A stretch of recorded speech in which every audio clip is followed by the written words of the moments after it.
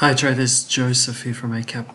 Welcome to today's market update for Tuesday the 22nd of September. So today so far, obviously last night we saw the strong moves from the US dollar and further selling on stock indices. Now we are seeing a little bit more of the same. So we're looking at a couple of levels of support. This here on the Aussie is being breached at the moment. So sellers are starting to take control back again, and this is the same on the euro. So we're seeing a bit of a push now through, so there's a bit more support down here on the euro USD at 17.35, but that level here has been pretty much dusted by sellers for now, and it just we just continue to see the shift away from risk that really started last week, late last week, got going yesterday, and it's continuing on now. So it really does start to suggest, like, are we seeing a shift in momentum now, or is this short term?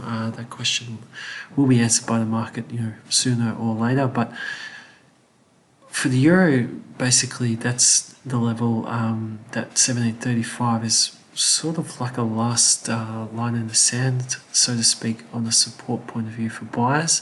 If we see a strong move through that, then maybe we'll start to be calling this distribution and a possible setting up for a decent move lower, but we still have a little bit more confirmation needed to be seen to really start calling that. But the signs are there. We've seen plenty of lower highs here, and it really just do need to see a breakout of this area here, this really cutting down that last level of support. So we are 20 minutes away from London Open, and we'll just see if this dollar strength has just started to pick up late in the Asian session, early European session, if it's going to follow through tonight. So just touching on a couple other markets, the yen still remains very firm.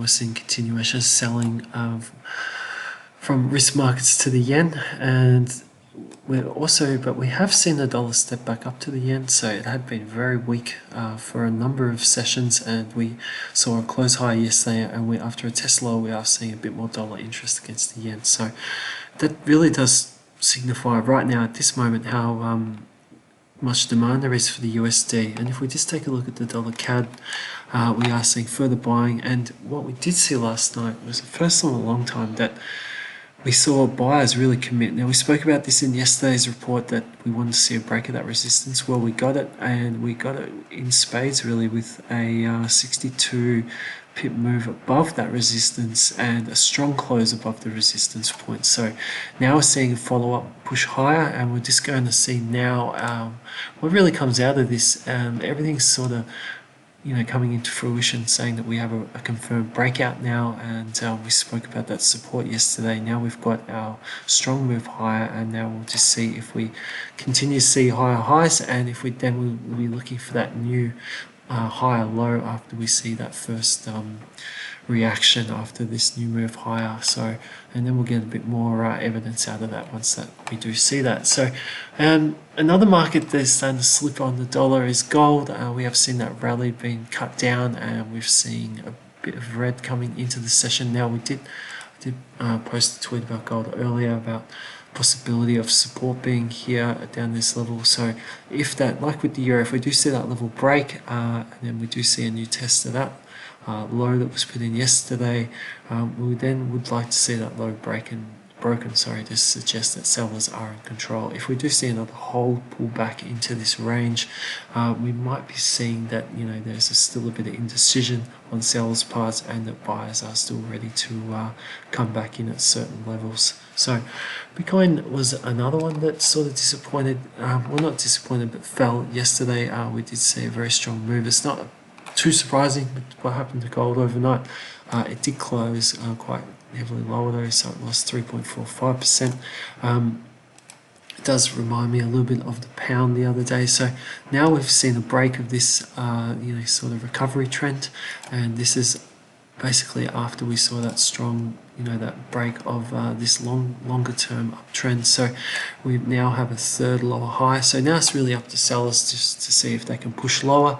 The target that I'll be looking for will be this point here. That's a previous high that's turned into a support low.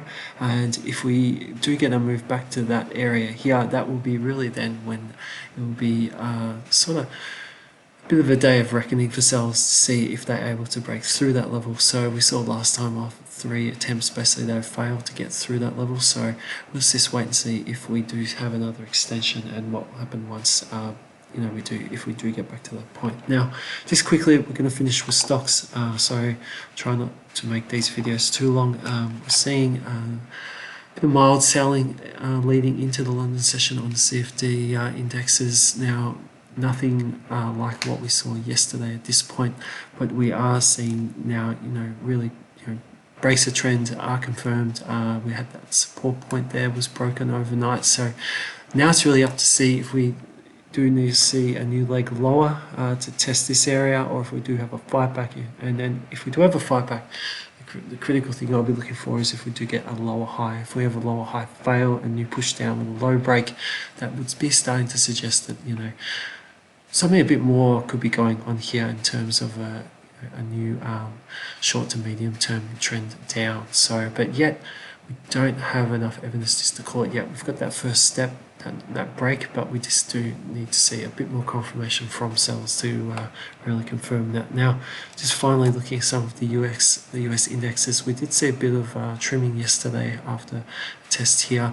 So we do have those breaks, those recovery trends, that lower high, and there's a new trend basically in formation. So again, we're just looking to see tonight's session if selling does continue, and then when we do get a stall, if we do get a new counter rally that forms a new lower high, then forming a new continuation. So right now, after this trend break, we have a break, a new lower high, a new lower low, a new lower low. So if we do see a fight back rally, if you're on the selling side of the ledge, you'd be looking for a new lower high to continue the pattern of a continuing move down. So finally, the Nasdaq. The Nasdaq did put up a bit of a fight back yesterday. We did see a nice move lower, but there was a fight back once sellers got down to that 10,675 point. We saw a pullback from lows of 3%, and that does line up remaining at that support there at 10,900.